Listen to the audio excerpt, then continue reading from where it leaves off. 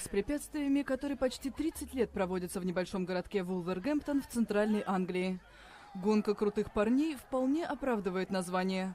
В воскресенье тысячи отчаянных смельчаков приготовились проявить себя. Подбадривая друг друга дикими криками и ударами по жестяным бочкам, участники бросились преодолевать 15-километровую дистанцию. Им пришлось карабкаться через деревянные заборы, ползти под натянутой сеткой, шлепать по грязным лужам, идти по пояс в ледяной воде и прыгать через огонь. До финиша добрались не все. Часть бегунов отсеялась где-то между скользким склоном и деревянным зиккуратом. Самым крутым парнем в этом году стал 22-летний Конор Хэнкок.